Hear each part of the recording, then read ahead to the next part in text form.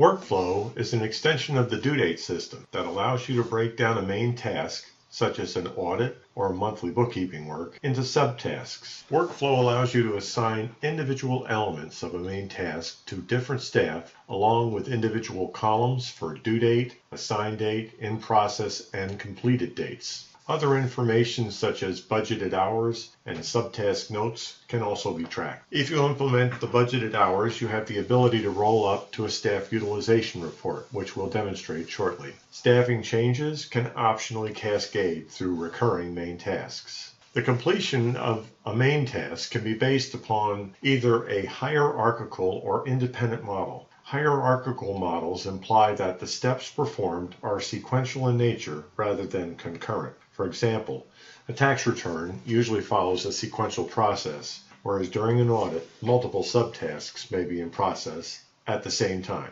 Okay, that's a quick overview. Now let's look at some details.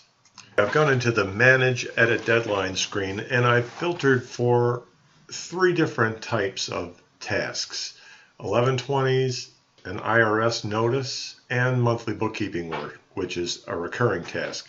This should let us demonstrate what you can do with subtasks. Our first task, the 1120, is for all rise, robes, and tassels, and we have 3 steps.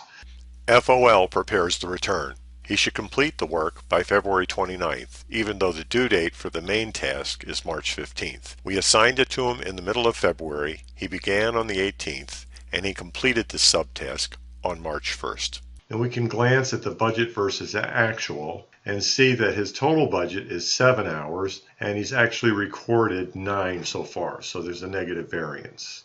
Next, we can see that JJP is reviewing this work. He completed that on March 5th, and then yet to be completed is the final packaging. Now if I complete that today, that's packaged on March 10th, 2012. This will go ahead and complete the main task. This is a hierarchical task, so once the last step is completed, it completes the main work, and now as a due date tracking item, it's considered to be complete. Let's take a look at a different kind of task so you can get an idea of the variety of steps that are involved in different types of tasks. An IRS notice. You might obtain the documents, do a client conference, and respond to the IRS. Now these particular subtasks are set up for each main task. 1120, IRS notice is down here, and I've assigned it this step, this subtask description. And the subtask description tells me that under the subtask tab, right here, that these are the steps for the 1120, these are the steps for an audit, and here are the steps for the IRS notice. These are things that you can customize for your firm. You're not required to use ours. We just give you some suggestions. I wanted to also show you a recurring task like monthly bookkeeping. There are 12 of them for this year. And if I wanted to change an assignment from FOL, say to Diane, it would offer to cascade that change for the entire 12 items, or if I answer no, to change it for that 1 month only. So I went ahead and cascaded it. So if I look on all the items here, that DM is now doing the assembly of the information. I've changed the filter set to show 1120s and 1120Ss that are coming due in the first quarter of 2012. You can see the default due date up here. Notice as I navigate on the right side that the details of that individual item appears on the left. This shows you how, for example, 1120Ss, we've used a traditional kind of sequence of steps for tax returns, including the e-file steps and so on. Whereas on our 1120s, it's very abbreviated. We just prepare, review, and package. Again, giving you an example of the flexibility inherent with the subtask system. Now I'd like to show you how we can report on this data, these 5 main tasks, by clicking the Report Copy tab. It's going to inherit the current filter, and I've elected to do the Detail Tracking History Report, showing budget and actual detail, and also notes. I'm going to run that report. I can group it by staff, partner, variety of groupings and sorts. Let's run it. Okay, and what we can see here is that for this 1120, These are the steps, and that's the budget and actual hours for the work. It also shows all the same information we had on the screen. This particular item is completed. Again, the next item hasn't really been started. We go to the next page and we can see that 2011 1120S looks different because we performed different steps for that. Now that, of course, in real life you probably have the same steps for an 1120 as you would for an 1120S, except maybe for the calculation of estimated taxes. But you have the flexibility to find different steps. With the workflow module, the deadline notification screen is where the rubber meets the road. It's here where you can show specific subtask responsibilities for a particular staff person.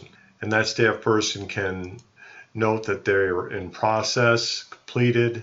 They can make detailed notes about a task. If you have our time entry system, they can also record their time here. There's a button right here that appears adjacent to the notes button.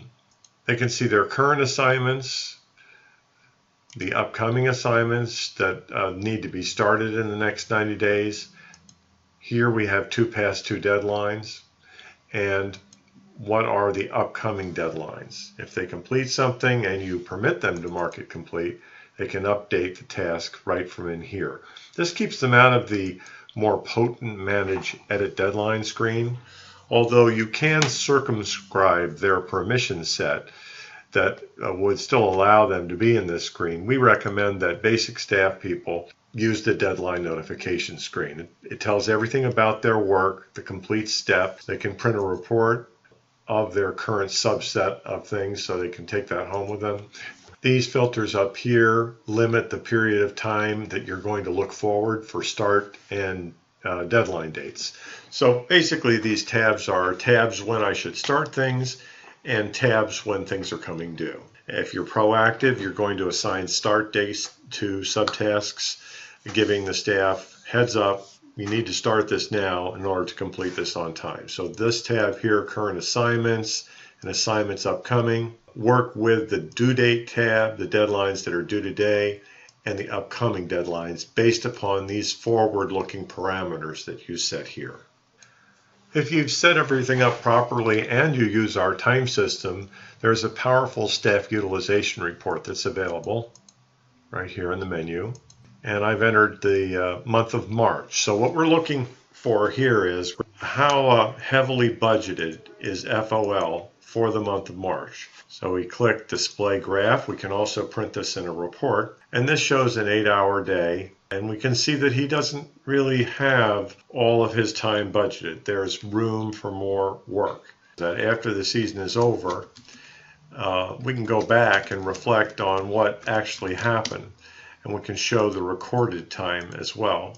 So here we have the recorded time in red and the budgeted time. So we can see he put in quite a bit more time than was budgeted. This can also be printed in a report format. Very useful for telling you what your projection of work is. And oftentimes what we see is that the staff people that are most efficient get budgeted for too much work in the upcoming tax season or for the next quarter.